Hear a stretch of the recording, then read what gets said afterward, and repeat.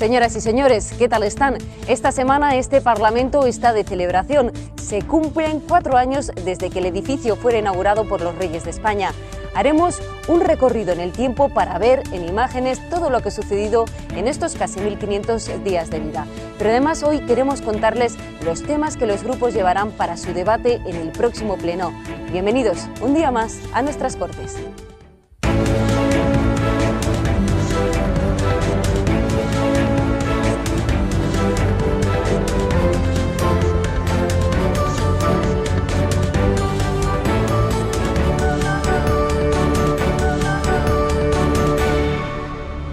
La autovía del Duero, el sistema financiero o los sueldos de los directivos de las cajas serán algunos de los temas que PP, PSOE y Grupo Mixto llevarán al próximo debate fijado para el 22 y 23 de noviembre.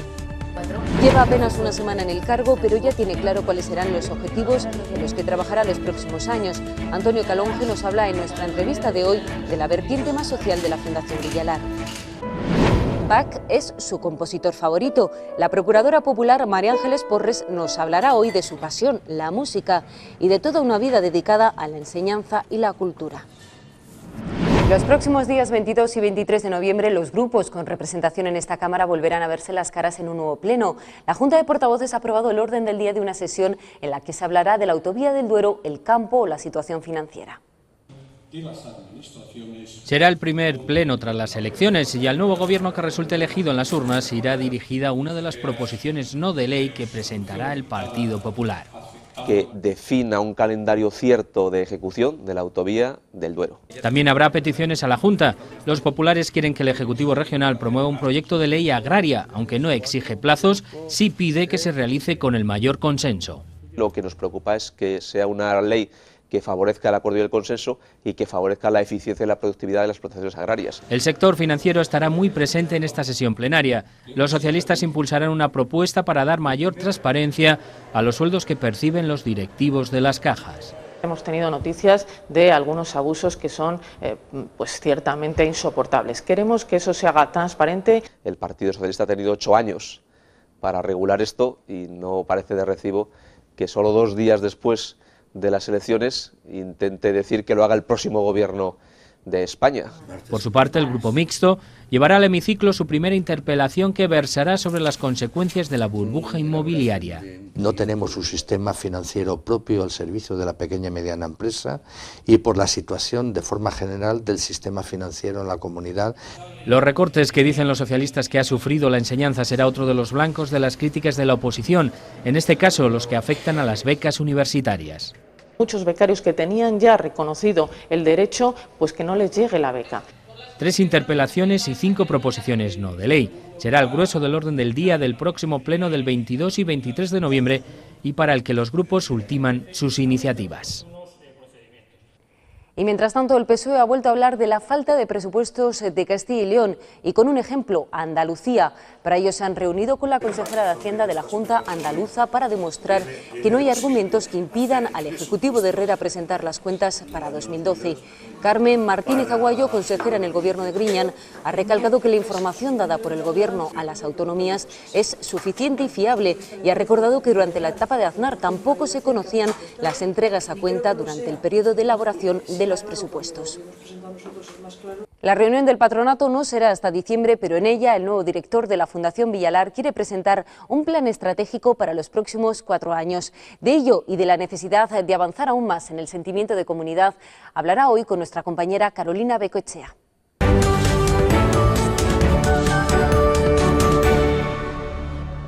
Su vida profesional siempre ha estado ligada a la universidad. Vicerrector de Ordenación Académica entre los años 1990 y 1994 y profesor de Derecho Administrativo, Antonio Calonge afronta una nueva etapa al frente de la Fundación Villalar y lo hace con la historia y la cultura de Castilla y León como compañeras de viaje. De hecho, siempre lo han hecho.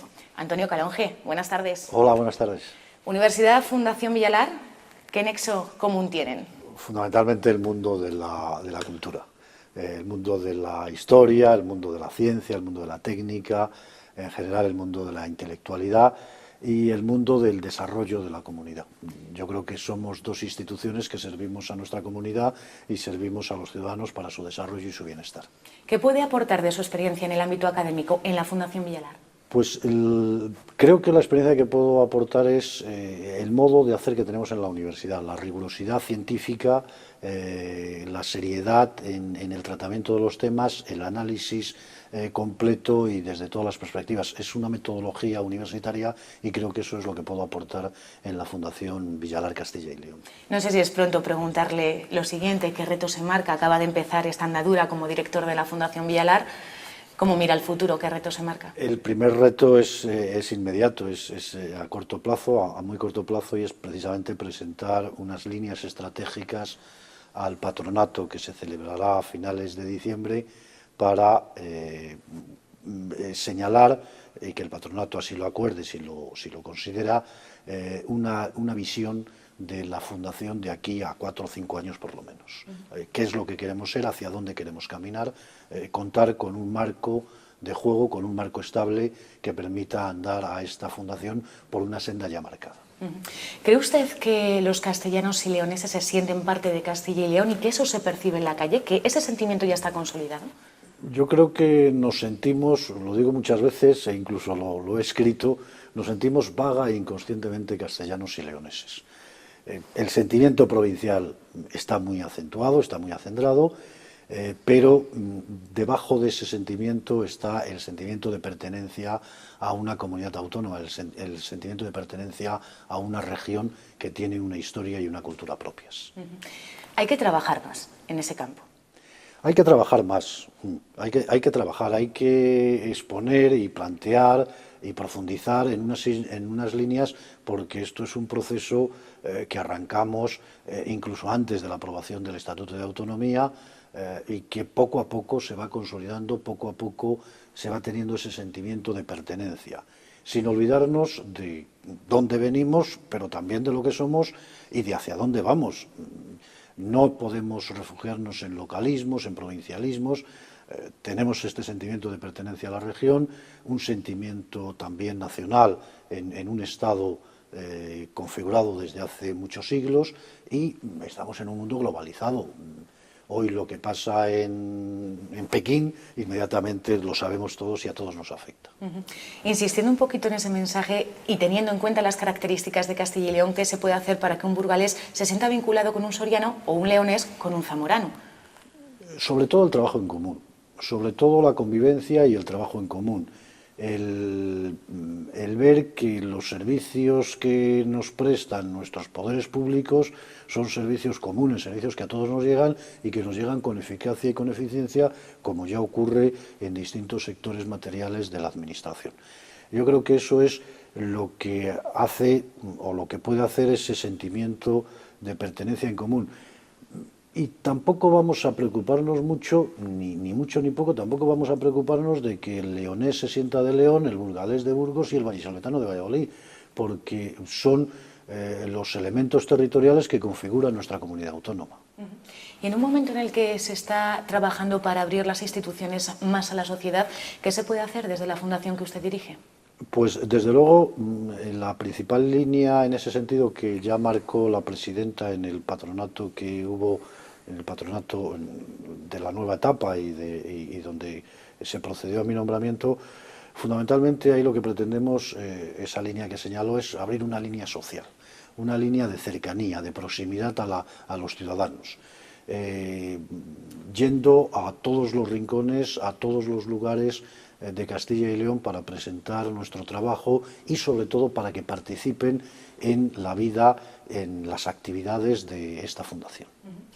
¿Proyectos de esa línea social que tiene en mente? Bueno, me va a permitir ahí que en ese plan estratégico y en esas líneas de actuación que tenga que plantear al patronato, pues antes lo planteé en el patronato. Pero alguna actividad ya que estamos pensando son actividades vinculadas, cercanas a los ciudadanos para que estos participen. Es la nueva etapa que se abre en la Fundación, esa vertiente más social, pero no va a desatender ni la educación ni la cultura. No, por supuesto. No podemos partir de cero en ninguna institución ni en ningún caso. Tenemos una historia bien hecha, bien construida, y por supuesto hay unas líneas ya sentadas que sería un desperdicio y tratar de inventar algo nuevo cuando ya está ahí, cuando están dando resultados, cuando tienen éxito. ¿Seguirán, por tanto, en esa línea de trabajo con exposiciones, presentación de libros? Claro, seguiremos con exposiciones, dando a conocer a los autores de Castilla y León, dando a conocer, por tanto, la cultura que se está haciendo ahora mismo en Castilla y León, los libros, teniendo en cuenta, en todo caso, que estamos en los tiempos que estamos. No estamos en unos tiempos de bonanza económica, estamos en unos tiempos de crisis y ahí la austeridad tiene que ser una norma de actuación también de esta fundación. Sin descuidar, por supuesto, que un valor de futuro es el valor de la cultura. En toda esta línea de trabajo, ¿cree usted que es necesario buscar apoyos fuera de la Administración, entre asociaciones, empresas?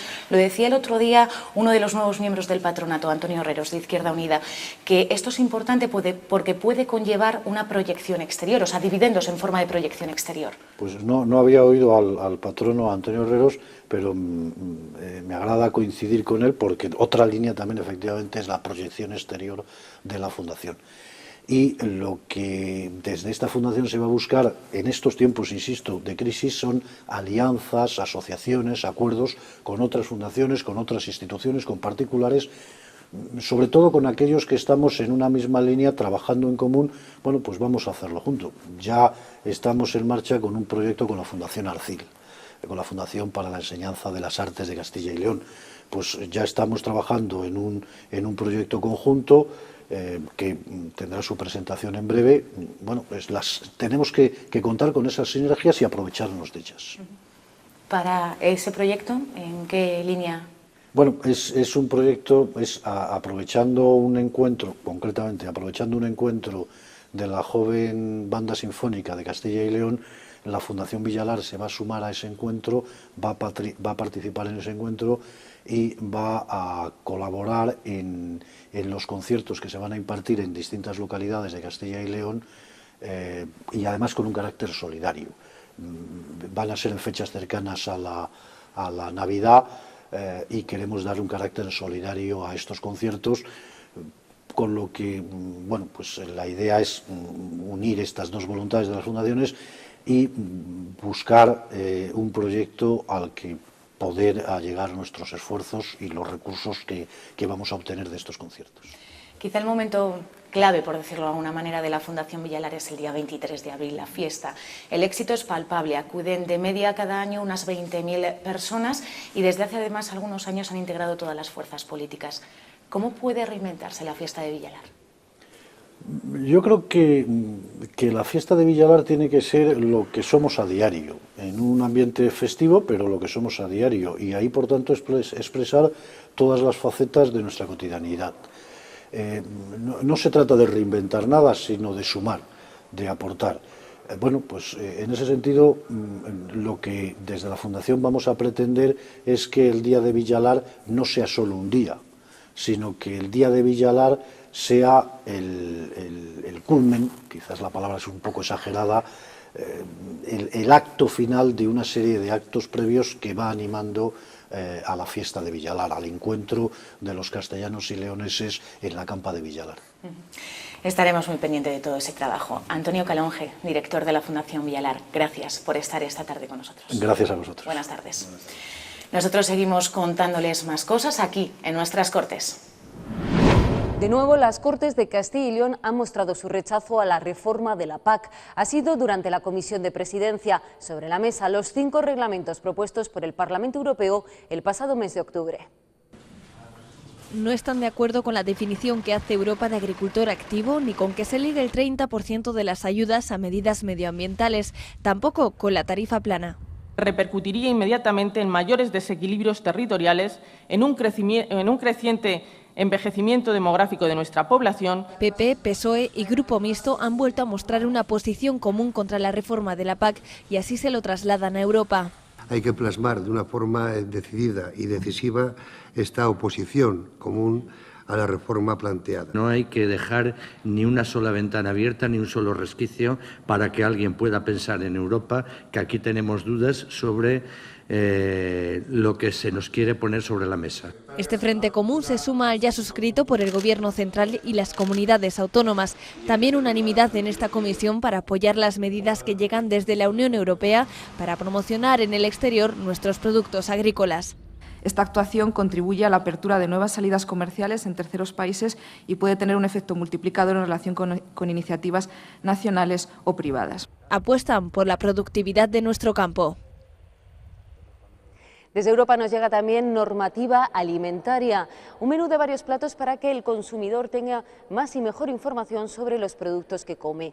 La Eurocámara no quiere más letra pequeña y para eso defiende un etiquetado simple y claro que contenga información sobre las grasas, las proteínas o las calorías del producto. Además, estudia prohibir o limitar los alimentos genéticamente modificados. La carne tiene que llevar la fecha en que fue congelada por primera vez. El pescado también. Son normas que establece la Unión Europea para aumentar aún más la seguridad alimentaria. Se trata de informar correctamente al consumidor, pero con un objetivo, y eso lo digo desde el ámbito de la administración sanitaria. Se trata de informarnos porque es fundamental comer bien. Y comer bien no es que el alimento sea seguro, es que sea nutritivo. Bruselas ha ejercido un liderazgo en esta materia. ¿Y por qué Europa quiere cambiar el modelo? Pues porque estamos cambiando el patrón de los problemas de seguridad alimentaria. Pero sigue sin llegar a un acuerdo sobre los llamados nuevos alimentos, es decir, los productos genéticamente modificados. El Parlamento quiere prohibirlos, pero el Consejo no, aunque aclara, solo opta por comercializar los productos procedentes de animales clonados, no de los clones directamente. Hay una percepción de que es algo peligroso, pero ¿qué ha sido toda la vida? ¿Cómo se ha hecho toda la vida los cruces en animales? ¿Cómo se hacían? Conocemos muchísimo mejor los mecanismos de cruce de los alimentos y hacemos alimentos cada vez más seguros y más sanos. Es un campo que se está abriendo extraordinariamente y deberíamos ser capaces también las administraciones sanitarias de ver por dónde viene. Yo decía antes, el filete era el filete, pero cada vez hay más cosas en el mercado que no sabemos, cuando digo que no sabemos qué son, no sabemos lo que son. Y esa mezcla, la posibilidad de añadir sustancias nutritivas a los alimentos, mejorar los alimentos, seguirán siendo seguros y más nutritivos. Y todo esto hay que regularlo. Como ven, el menú de la Eurocámara para los próximos meses incluye una ración de normativa sobre alimentos.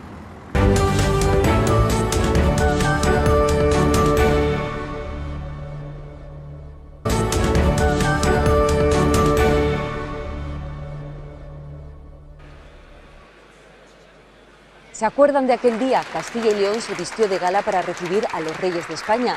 Inauguraron el nuevo edificio de las Cortes. La imagen tuvo lugar hace 4 años y hoy la hemos querido recordar para celebrar este aniversario. Fue aquí, en este vestíbulo. El 14 de noviembre de 2007 comenzaba para este Parlamento una nueva etapa. De los gruesos muros del castillo de Fuensaldaña, la Cámara Autonómica se trasladaba a este moderno edificio de Villa del Prado. Hemos rastreado nuestro archivo documental para ver cómo se vivió aquel día. Fue la imagen del día, la que todos llevaban esperando desde hacía tiempo. La llegada de los Reyes de España a la sede de las Cortes para inaugurar el nuevo edificio se produjo un 14 de noviembre de hace 4 años. En el interior, don Juan Carlos mostraba curiosidad en las nuevas tecnologías con las que se había dotado a la Cámara, mientras la reina preguntaba por el impresionante mosaico romano que preside el hemiciclo. Quedaba así inaugurado el nuevo Parlamento. Inaugurar la nueva sede de esta institución permite recordar los éxitos del trayecto recorrido, así como reafirmar principios, reforzar ilusiones y renovar esperanzas.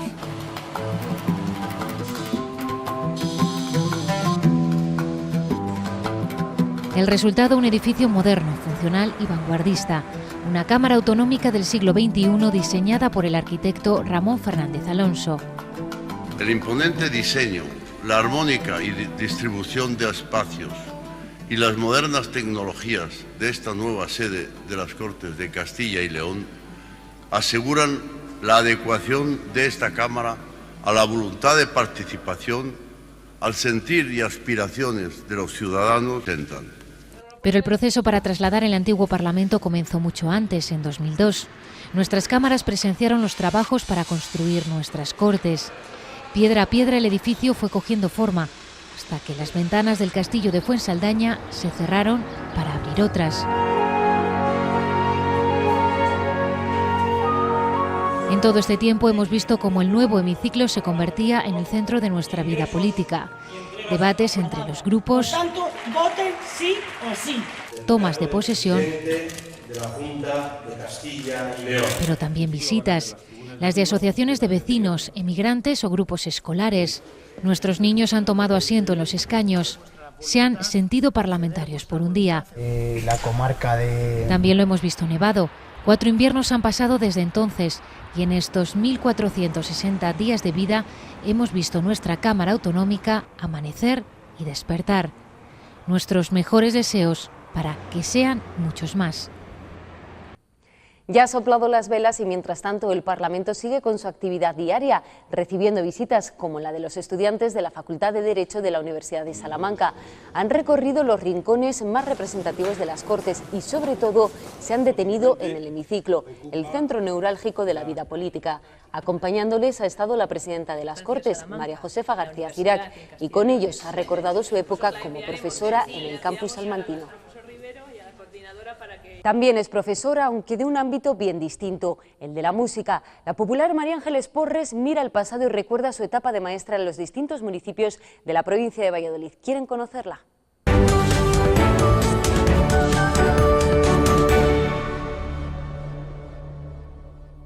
No pretendo más que trabajar y realizar algún que otro sueño, pero siempre dentro del mundo de la cultura, de la música y de la educación.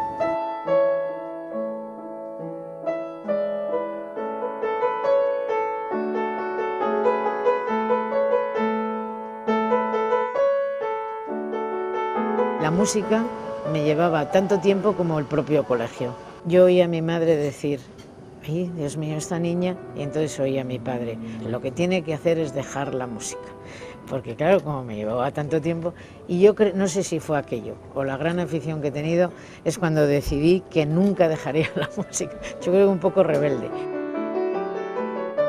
Era una hija prácticamente sola porque solo tengo un hermano que me lleva 8 años y me salió muy pronto de casa porque es militar y entonces me crié como una niña muy mimada. Sí, muy mimada y muy consentida. Pero bueno, la verdad es que como en aquellos tiempos la disciplina era obligatoria y los padres lo eran muy disciplinados para los hijos, pues la verdad es que lo agradezco, aunque en aquel momento me quejara.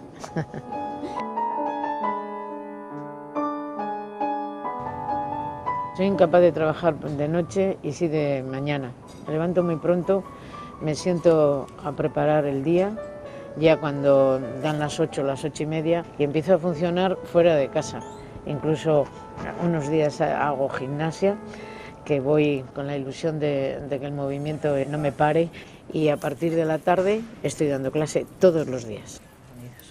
Entonces, en este momento, yo preparo para esta tarde un ejercicio en donde los alumnos van a sustituir los acordes por otras notas.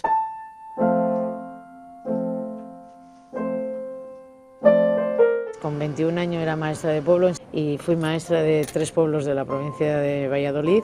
Era fenómeno, ¿sabes? Hay otra cosa, que como me gustó muchísimo los pueblos, era una persona nacida en Valladolid, la vida del pueblo para mí fue un descubrimiento. Mira, en esa etapa y en Tordesillas hubo 11 personas de mayores de 40 años que no sabían entonces leer y escribir. Y como les daba vergüenza ir a la escuela, nos metimos en un local que me proporcionaron y aquellas señoras aprendieron a leer y a escribir. La motivación era muy grande porque sus hijos estaban en Alemania y las cartas las querían leer. O sea que aquello fue una experiencia estupenda. A continuación, en el 77, ya con 3 hijos, saco la oposición para el conservatorio y desde entonces mi vida hasta el año 2003 ha sido el conservatorio. Para mí la enseñanza ha sido la que me ha hecho estudiar, la que me ha hecho poner al día, la que me ha proporcionado el trato con las personas por mediación de los alumnos o de sus familias, y desde luego creo que es lo que más me ha enseñado en esta vida. Yo era una directora del conservatorio que había tenido mucha relación con el Ayuntamiento de Valladolid porque el Conservatorio de Valladolid dependía de, como sabéis, del Consorcio de Enseñanzas Artísticas, que era Ayuntamiento y Diputación. Se me llama para hacer educación y cultura. Mi marido reunió a mis hijos y les dijo la propuesta que tenía. Alguno torcía un poco la cara, pero no por nada. Tenía 59 años y le parecía que iba a pasar una etapa a esa edad que a lo mejor no me iba a gustar. Pero su padre les explicó que ya que había decidido hacerlo y que verdaderamente lo quería hacer, no me debían de coartar nadie. Y desde ese momento todo el mundo no hicieron más que ayudarme. Ese espíritu político que muchas personas tienen y que yo admiro, no le tengo ni le he tenido, pero me ha enganchado totalmente. En este momento estoy siendo la política con más ganas que te puedes imaginar. Sinceramente, estoy encantada. Estos últimos 3 años de vida profesional para mí tiene que ser el colofón de lo que empecé a los 20.